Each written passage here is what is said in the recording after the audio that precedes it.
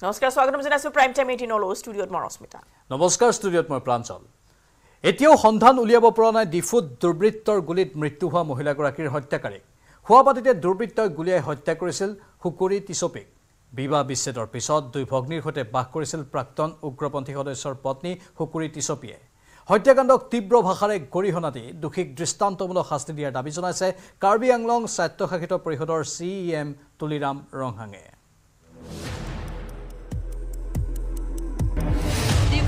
নিশা হুৱাপাতিতে যুৱতীক গুলিয়াই হত্যা হুকুৰি টিছপি নামৰ যুৱতীগৰাকীক হত্যা দুৰ্বৃত্তৰ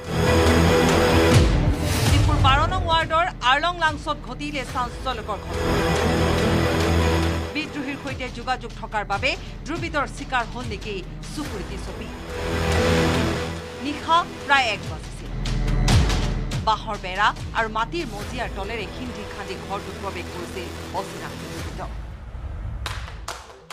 প্ৰত্যক্ষদৰ্শীৰ মতে এটা দুৰ্বৃত্ত বাহিৰত ৰৈ আছিল আনটো হিন্দিৰে ঘৰটোত প্ৰৱেশ কৰি সন্মুখৰ পৰা যুৱতীগৰাকীৰ মূৰত গুলি মাৰিছিল ৰাতি হৈছিলে ৰাতি মানে এৰাউণ্ড 1 AM এনেকা আৰু বেক সাইড বেৰটো যেতিয়া মানে পুতিছে আৰু মাটি পুতি মানে আহি গ'ল বাহিৰৰ যোনটো লাইট আছে এইবিলাকটো জ্বলি আছে শ্যাডোটো দেখা পায় তাৰপিছত দেখা পাই কিনে সিহঁতক মাতিছে তো সিহঁতে মানে লাইটটো অন কৰিছে তাৰপিছত বোলে দুজন আছে ওৱান ৱাজ আউটসাইড যোনটো আউটসাইড ৰখি আছে মানে বাহিৰতে আৰু ওৱান যোনটো সোমাইছে সি মানে গান ধৰি ডাইৰেক্টলি মানে শ্বুট কৰি পলাই গ'ল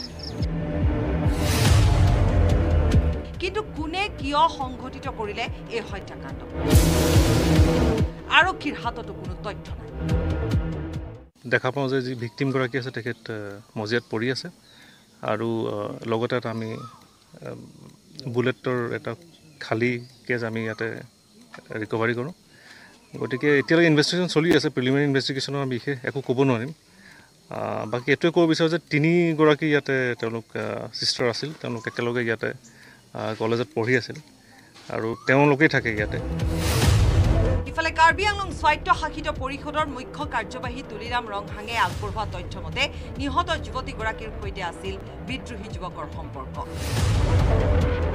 পূৰ্বে সশস্ত্ৰ সংগঠনৰ কোনো এজন সদস্যৰ সৈতে বিয়াটো বহিছিল যদিও পিছত বিবাহ বিচ্ছেদ কৰিছিল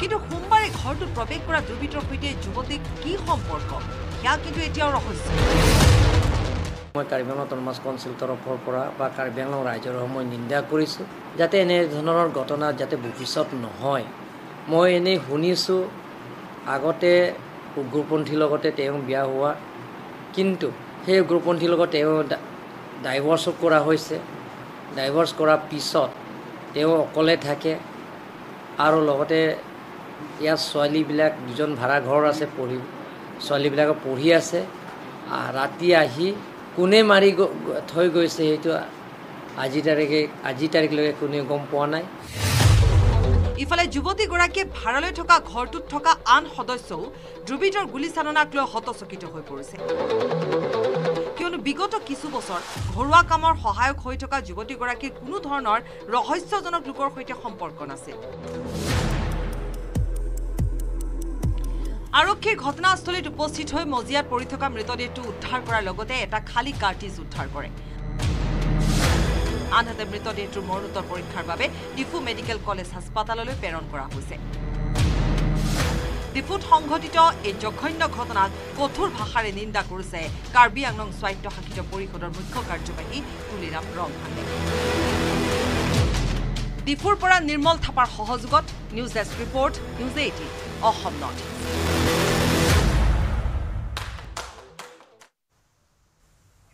পুৰণি টিমৰ ওপৰতে প্ৰধানমন্ত্ৰী নৰেন্দ্ৰ মোদীয়ে দেখুৱালে আস্থা আৰু বিশ্বাস পূৰ্বৰ দৰে এইবাৰো গৃহ প্ৰতিৰক্ষা বিত্ত আৰু বৈদেশিক পৰিক্ৰমা মন্ত্ৰণালয়ে অৰ্পণ কৰিলে অমিত শ্বাহ ৰাজনাথ সিং নিৰ্মলা সীতাৰমণ আৰু S জয়শংকৰক প্ৰধানমন্ত্ৰীয়ে দপ্তৰ বিতৰণ কৰাৰ পিছতে মোদী মন্ত্ৰীসভাই ল'লে দায়িত্বভাৰ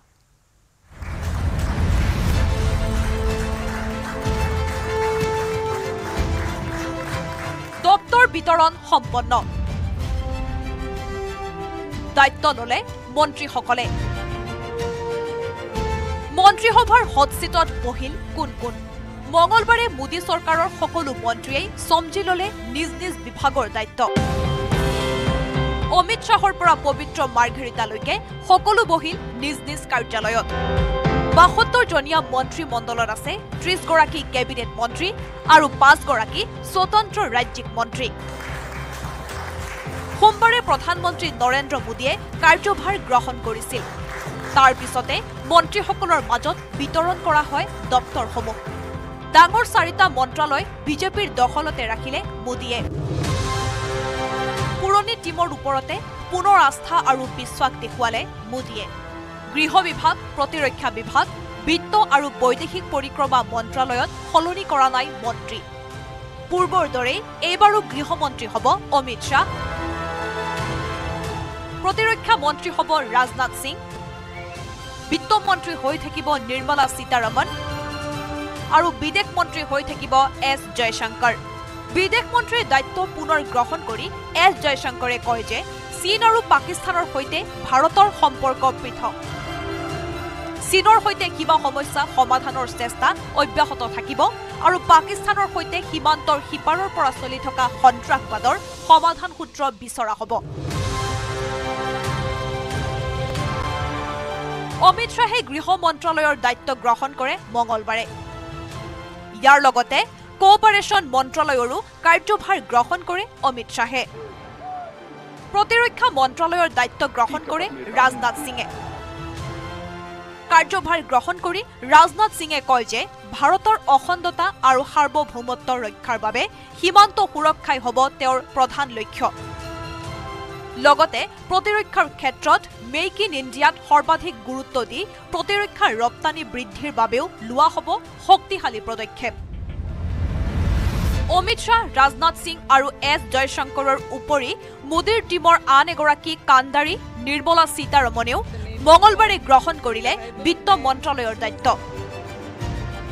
মোদীৰ বিকশিত ভাৰতৰ সপোনক অধিক ত্বৰান্বিত কৰাৰ লক্ষ্যৰে আগবাঢ়িব বুলি মন্তব্য কৰে নিৰ্মলা সীতাৰমণে সীতাৰমণে কৰ্পৰেট পৰিক্ৰমা বিভাগৰো দায়িত্ব গ্ৰহণ কৰে মঙলবাৰে অসমৰ সৰ্বানন্দ সোণোৱালে জাহাজ বন্দৰ আৰু জলপথ পৰিবহণ মন্ত্ৰালয়ৰ দায়িত্বত থাকিব মঙলবাৰে দিল্লীত সোণোৱালে নিজৰ কাৰ্যভাৰ গ্ৰহণ কৰে ইপিনে পবিত্ৰ মাৰ্ঘেৰিটাই বস্ত্ৰ মন্ত্ৰালয় আৰু বৈদেশিক পৰিক্ৰমা মন্ত্ৰালয়ৰ ৰাজ্যিক মন্ত্ৰীৰূপে কাৰ্যভাৰ গ্ৰহণ কৰিছে বিজেপিৰ মন্ত্ৰী জে পি নাড্ডাই স্বাস্থ্য মন্ত্ৰালয়ৰ কাৰ্যালয়ত উপস্থিত হৈ কাৰ্যভাৰ গ্ৰহণ কৰে এইবাৰ মোদী চৰকাৰত কৃষি মন্ত্ৰীৰূপে দায়িত্ব গ্ৰহণ কৰিছে মধ্যপ্ৰদেশৰ প্ৰাক্তন মুখ্যমন্ত্ৰী শিৱৰাজ সিং চৌহানে পূৰ্বৰ দৰে পথ পৰিবহণ আৰু ঘাইপথ মন্ত্ৰালয়ৰ দায়িত্বত থাকিব নীতিন গাডকাৰী গাডকাৰীয়ে মঙলবাৰে নিজ কাৰ্যালয়লৈ গৈ কাৰ্যভাৰ গ্ৰহণ কৰে শিক্ষামন্ত্ৰী হ'ব ধৰ্মেন্দ্ৰ প্ৰধান অশ্বিনী বৈষ্ণৱে পূৰ্বৰ দৰে ৰেল মন্ত্ৰালয়ৰ কাৰ্যভাৰ গ্ৰহণ কৰিছে তদুপৰি তথ্য আৰু সম্প্ৰচাৰ মন্ত্ৰালয় আৰু ইলেক্ট্ৰনিক্স আৰু তথ্য প্ৰযুক্তি মন্ত্ৰালয়ৰ দায়িত্ব গ্ৰহণ কৰে অশ্বিনী বৈষ্ণৱে ইপিনে ডনাৰ মন্ত্ৰালয়ৰ দায়িত্ব গ্ৰহণ কৰিছে জ্যোতিৰাদিত্য সিন্ধিয়াই লগতে মঙলবাৰে যোগাযোগ মন্ত্ৰালয়ৰ দায়িত্বভাৰ গ্ৰহণ কৰে জ্যোতিৰাদিত্য সিন্ধিয়াই সামগ্ৰিকভাৱে মোদীৰ দ্বিতীয় কাৰ্যকালৰ দৰে প্ৰায় একেই আছে মোদীৰ তৃতীয় কাৰ্যকালৰ মন্ত্ৰীসভা অৱশ্যে মিত্ৰ দলৰ সৈতে বুজাপৰা ৰাখিবৰ বাবে সামান্য সাল সলনি হৈছে দপ্তৰৰ news desk report news 18 Assam north east नवनिर्वाचित प्रधानमंत्री श्री नरेंद्र मोदी तीसरी बार इस देश আনফালে মন্ত্ৰিত্ব লাভৰ পাছতে সোমবাৰে নিশাই দপ্তৰ চমজি ল'লে সৰ্বানন্দ সোণোৱালে জাহাজ বন্দৰ আৰু জল পৰিবহণৰ কেবিনেট মন্ত্ৰী সৰ্বানন্দ সোণোৱাল মঙলবাৰে পুৱাৰ ভাগতে দায়িত্ব চমজি ল'লে বৈদেশিক পৰিক্ৰমা আৰু বস্ত্ৰ দপ্তৰৰ ৰাজ্যমন্ত্ৰী পবিত্ৰ মাৰ্ঘেৰিটাইও সংসদীয় পৰিক্ৰমা মন্ত্ৰী হিচাপে দায়িত্ব ল'লে অৰুণাচল প্ৰদেশৰ সাংসদ কিৰেণ ৰিজিজুও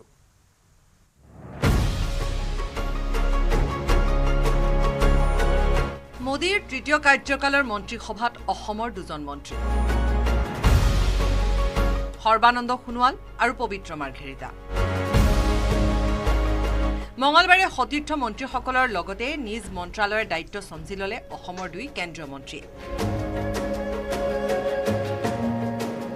জাহাজ বন্দৰ আৰু জল পৰিবহণৰ কেবিনেট মন্ত্ৰী হিচাপে দায়িত্ব ল'লে সৰ্বানন্দ সোণোৱালে ডিঙিত গামোচা লৈ বিভাগৰ কাৰ্যালয়ত বহিল সোণোৱাল।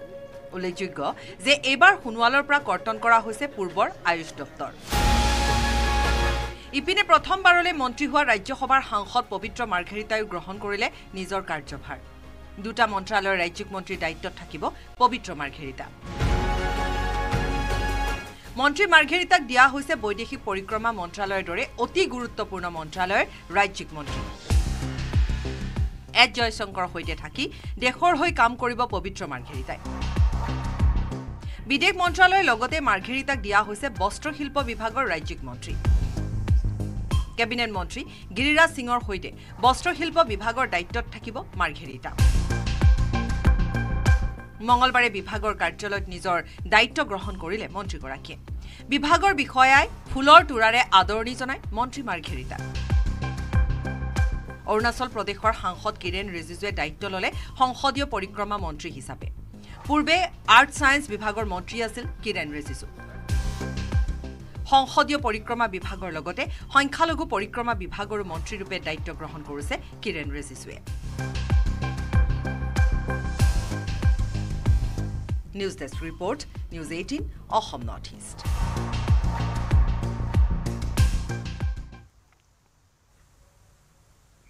ৰাজ্যত নতুনকৈ প্ৰতিষ্ঠা হ'বলগীয়া IIMৰ স্থান পৰিদৰ্শন কৰিলে মুখ্যমন্ত্ৰী ডক্টৰ হিমন্ত বিশ্ব শৰ্মাই।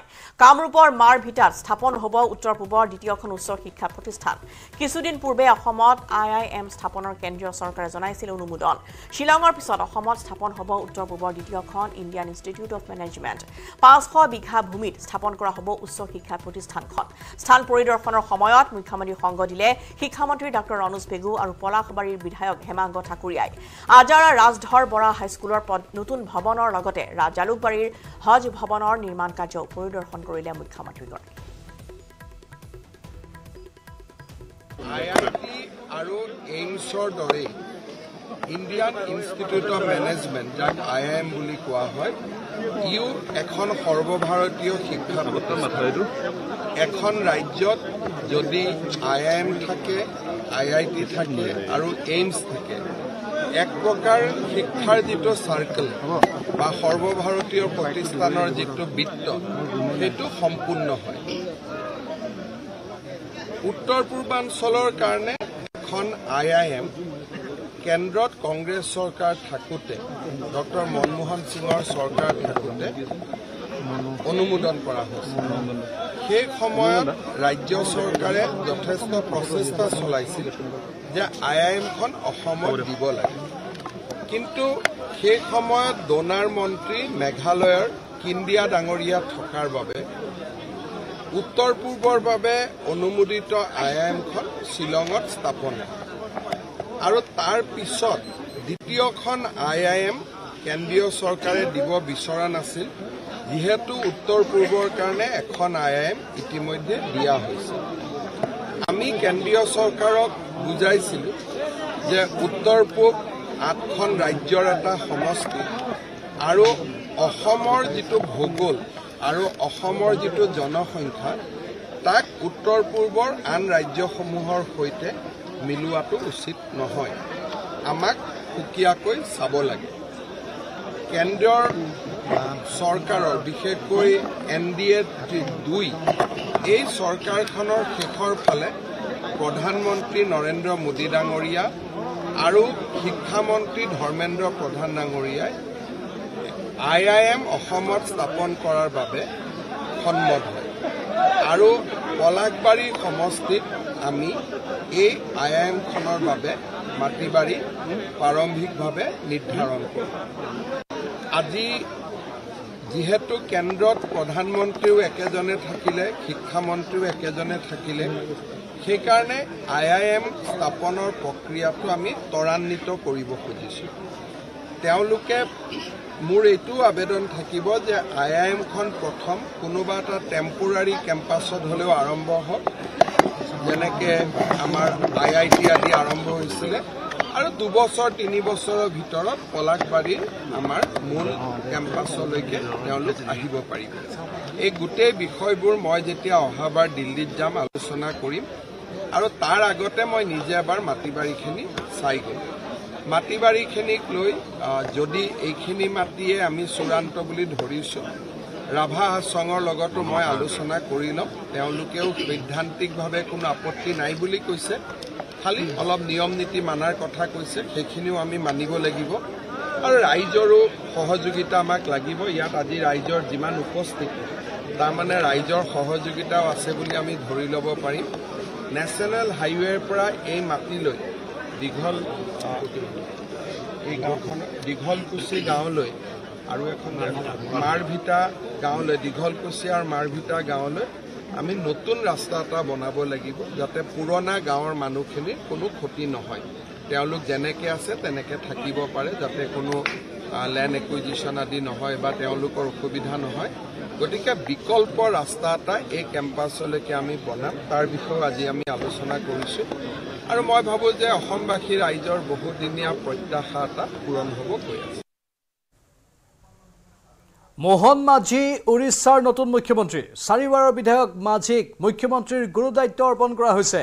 কেন্দ্ৰীয় প্ৰতিৰক্ষা মন্ত্ৰী ৰাজনাথ সিঙে ঘোষণা কৰিলে মুখ্যমন্ত্ৰীৰ নাম। 52 বছৰীয়া মোহন মাঝি উৰিষ্যা জনগোষ্ঠীয় নেতা আৰু উৰিষ্যাত থাকিব 2জন উপ মুখ্যমন্ত্ৰী। উৰিষ্যাৰ উপ মুখ্যমন্ত্ৰী KV সিংদেও আৰু প্ৰভাতী পাৰিদা।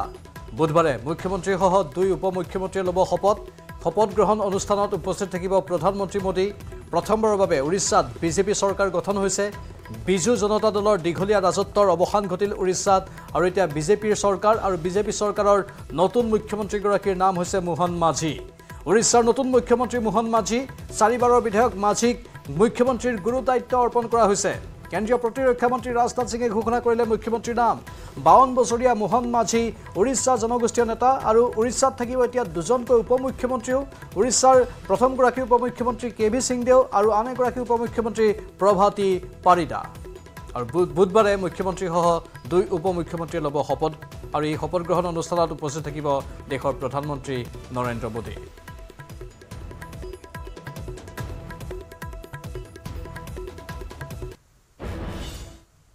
নিউজ 18ৰ বাতৰিৰ পিছতে চৰ্চিত হৈছে কলিয়াবৰৰ এগৰাকী যুৱতী। সামাজিক মাধ্যমত মুখ্যমন্ত্ৰী হিমন্ত বিশ্ব শৰ্মায়ো কৰিছে যুৱতীগৰাকীৰ উচ্চ প্ৰশংসা। পিছে কিয় শেহতীয়াকৈ চৰ্চিত হৈছে কলিয়াবৰৰ যুৱতী হেমপ্ৰভা বিশ্বাস? চাওক আমাৰ এক বিশেষ প্ৰতিবেদন। নিউজ 18ৰ বাতৰিৰ পিছতে শেহতীয়াকৈ চৰ্চিত হৈ পৰিছে কলিয়াবৰৰ এগৰাকী যুৱতী। সামাজিক মাধ্যমত মুখ্যমন্ত্ৰী হিমন্ত বিশ্ব শৰ্মায়ো কৰিলে যুৱতীগৰাকীক উচ্চ প্ৰশংসা। এইগৰাকী যুৱতীৰ নাম হেমপ্ৰভা বিশ্বাস। বিগত বৰ্ষত ৰাজ্য চৰকাৰৰ উদ্যোগত অনুষ্ঠিত বিহু নৃত্যৰ বিশ্ব অভিলেখ কাৰ্যসূচীত অংশগ্ৰহণ কৰি হেমপ্ৰভাই চৰকাৰৰ পৰা লাভ কৰিছিল ৩৫,৫০০ টকাৰ মাননি। আন বহুতৰ দৰে লাহ বিলাহত সেই টকা খৰচ নকৰি হেমপ্ৰভাই দেখুৱালে ব্যতিক্ৰমী দৃষ্টান্ত। টকা পোৱাৰ পিছত হেমপ্ৰভাৰ মন গৈছিল এখন স্কুটি কিনিবলৈ, কিন্তু নিজৰ আকাংক্ষাক গুৰুত্ব দিলে আত্মপ্ৰতিষ্ঠাৰ ক্ষেত্ৰত। বিহু বিশ্ব অভিলেখত অংশগ্ৰহণ কৰি লাভ কৰা ধনেৰে মাতৃক এখন চাহ তামোল পাণৰ দোকান খুলি আত্মনিৰ্ভৰশীল হোৱাৰ সিদ্ধান্ত ল'লে কলিয়াবৰৰ হেমপ্ৰভা বিশ্বাসে। আৰু তাৰ পিছতে মাতৃৰ সৈতে জখলাবন্ধাত খুলিলে এইখন দোকান। দুদিন পূৰ্বে নিউজ 18 অসম নৰ্থ ইষ্টত এই বাতৰি সম্প্ৰচাৰ হোৱাৰ লগে লগে সামাজিক মাধ্যমত হেমপ্ৰভাৰ কৰ্মক উচ্চ প্ৰশংসাৰে উপচাই পেলালে ৰাজ্যবাসীয়ে। স্বয়ং মুখ্যমন্ত্ৰী ডক্টৰ হিমন্ত বিশ্ব শৰ্মাই হেমপ্ৰভা বিশ্বাসৰ এই কৰ্মক প্ৰশংসা কৰিলে। হেমপ্ৰভাৰ উজ্জ্বল ভৱিষ্যতৰ বাবে মুখ্যমন্ত্ৰীয়ে সামাজিক মাধ্যমৰ জৰিয়তে শুভকামনা জ্ঞাপন কৰিলে। এতিয়া হেমপ্ৰভাৰ চাহ দোকানখন বিচাৰি আহিছে বিভিন্ন লোক। ভাল লাগিছে, খুব ভাল অনুভৱ। পোনপ্ৰথমে তেওঁলৈ অশেষ ধন্যবাদ ইমানখিনি মৰম দিয়াৰ বাবে আৰু এনেকৈ শুভেচ্ছা জনোৱাৰ বাবে। আৰু মই যেতিয়া যোৱা বছৰ আমাৰ যিটো ৱৰ্ল্ড ৰেকৰ্ড হৈ গৈছিলে, সেই ৱৰ্ল্ড ৰেকৰ্ডৰ যিটো অসম চৰকাৰে আমাক মাননি দিছিলে, সেই মাননিৰ দ্বাৰাই মই এইখন দোকানখন খোলা। আজি দোকানখন প্ৰায় 6-7 মাহমান হৈ গ'ল। তাৰ পাছতে যেতিয়া মোৰ নিউজ চেনেলবিলাকে আহি পেলাই নিউজটো প্ৰচাৰ কৰিলে, প্ৰচাৰ কৰোৱাৰ পাছতেই আমাৰ মুখ্যমন্ত্ৰী ডাঙৰীয়াই তেওঁ কালি এটা পোষ্ট দিলে মোক লৈ শুভেচ্ছা জনালে আৰু তাতো বহুত মানুহে বহুত ধৰণৰ কমেণ্ট দেখা পাইছোঁ তেওঁলোককো অশেষ ধন্যবাদ ইমানখিনি সাহস আৰু ইমানখিনি আশীৰ্বাদ দিয়াৰ বাবে আগলৈও যে এনেকৈ সাহস দি যায় বা আশীৰ্বাদ দি যায় আৰু আগলৈ আগবাঢ়ি যাব পাৰোঁ এতিয়া জখলাবন্ধা ৰাজপথৰ কাষত মাতৃৰ সৈতে একেলগে হেমপ্ৰভা বিশ্বাসে চাহ তামোল পাণ বিক্ৰীৰে স্বাৱলম্বী হৈছে আনহাতে টিউচনৰ লগতে এখন কম্পিউটাৰ শিক্ষানুষ্ঠানত শিক্ষয়িত্ৰী হিচাপে কৰ্মৰত হেমপ্ৰভাই উপাৰ্জনৰ সমান্তৰালভাৱে অব্যাহত ৰাখিছে শিক্ষা গ্ৰহণ সম্প্ৰতি হেমপ্ৰভা বিশ্বাস কলিয়াবৰ মহাবিদ্যালয় স্নাতক চতুৰ্থ ষান্মাসিকৰ ছাত্ৰী ইফালে পঢ়া শুনা জীৱিকাৰ লগতে চলাই নিছে বিহু নৃত্যৰ চৰ্চা কলিয়াবৰৰ পৰা Dibakar Das report news 18 Assam north east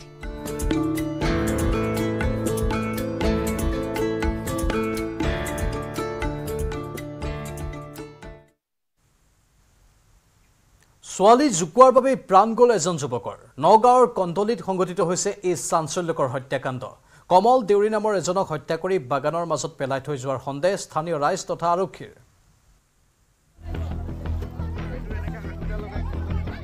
ছোৱালী জুকুৱাৰ বাবে প্ৰাণ গ'ল এজন যুৱকৰ যোৱা বুধবাৰে এই মানে ছোৱালী কেইজনীক মানে সেই অলপ বেয়াকৈ গালি পাৰিলে নগাঁৱৰ কন্দলিত ঘটিল এই চাঞ্চল্যকৰ ঘটনা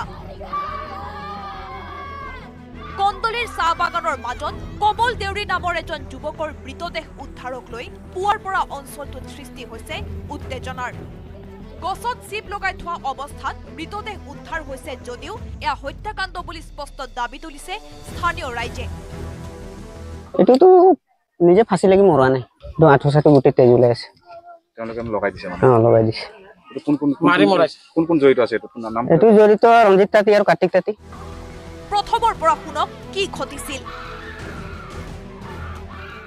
যোৱা বুধবাৰে এই মানে ছোৱালী কেইজনীক মানে সেই অলপ বেয়াকৈ গালি পাৰিলে গালি পাৰাত মানে এই ছোৱালী কেইজনী তাৰ পৰিয়ালক মাতি তাৰপিছত লগত সভাপতি আহিছে সভাপতি আহি আৰু তাক মানে গালি চালি দিলে গালি দি আৰু মেনেজাৰে ক'লে যে মাৰপিট কৰিব নালাগে বান্ধি লৈ যা বান্ধি লওঁতে মানে তাহাঁতে সভাপতি মাৰিছে লাইন চকীদাৰো মাৰিছে তাৰপিছত লগতে তাৰ পৰিয়ালকেইটাও আছে লগত ৰঞ্জিত তাঁতী এতিয়া এয়া কালি বোলে সভাপতি দেখি পাই বাগান মাথাত দৌৰাইছে এইটো কাৰ্তিক তাঁতী এতিয়া দেখা পাইছো লাছে পাইছো ৰাতিপুৱা অজিত তাঁতী আৰু কাৰ্তিক তাঁতী নামৰ দুই যুৱকে এই হত্যাকাণ্ড সংঘটিত কৰাৰ অভিযোগ স্থানীয় লোকৰ ৰঞ্জিত নামৰ ল'ৰাজনে মাৰিছে টচ দি মাৰিছে মাথাত প্ৰথমতে লাখতি দি মাৰিছিলে সেইটো চকীদাৰে মাৰিব দিয়া নাই চকীদাৰে বাধা দিছে বাধা দিওঁতে চকীদাৰো হাত বেয়া হৈ আছে তাৰ পাছত এলজিন লাইটত মাৰিছে এলজিন লাইট একেবাৰে টুকুৰা টুকুৰ হৈ গ'ল মাথাটো ফালিছে 3-4টা চিলাই পৰিছে তাৰ পাছত তাক মেনেজাৰে ক'লে যে এক ট্ৰিটমেণ্ট কৰি ঘৰত লৈ সমজি দিয়া তাৰপিছত যি হ'ব ৰাতিপুৱা আমি বিচাৰ এখন কৰিম যোৱা বুধবাৰে ছোৱালী জুকুৱাক লৈ কমল দেউৰীক অজিত তাঁতী আৰু কাৰ্তিক তাঁতীয়ে বেয়াকৈ মাৰপিট কৰিছিল চাহ বাগানৰ চিকিৎসালয়ত চিকিৎসা কৰাৰ পাছত যুৱকজনক ঘৰলৈ পঠোৱা হৈছিল যদিও কমল দেউৰী ঘৰ নাপালেগৈ বিগত এদিনে নিখোজ হৈ থকাৰ পিছত মঙলবাৰে বাগানৰ মাজত ৰহস্যজনক অৱস্থাত কমল দেউৰীৰ মৃতদেহ উদ্ধাৰ হয় যিমান যাক মানুহে লৈ গৈছিলে সিহঁতৰ গোটেই পৰিয়াল যাকে সিহঁতে গোটেই যাক আনি মানে সমজি দিয়াহেঁতেন ভাল আছিলে সভাপতি অকলে লৈ আহি আধা বাটত এৰি থৈ গৈছে তাৰ পাছত আধা বাটত এৰি দিয়াত সেই মানুহজন ক'ত গায়ব হ'ল আমি বিচাৰি নাপালো নাই আহা আজি 7 দিন হৈ গ'ল মানুহজনক ৰাতিপুৱা ল'ৰা কেইজন এইপিনে বাহিৰত ফুৰিব আহিছিলে আহোঁতে চাইছে ডেড ইফালে এই ঘটনাই অঞ্চলটোত চাঞ্চল্য সৃষ্টি কৰাৰ পিছত ঘটনাস্থলীত আৰক্ষী উপস্থিত হৈ মৃতদেহটো উদ্ধাৰ কৰাৰ লগতে ঘটনাৰ তদন্ত অব্যাহত ৰাখিছে নগাঁৱৰ পৰা ভাস্কৰ জ্যোতি শইকীয়াৰ report news 18 Assam north east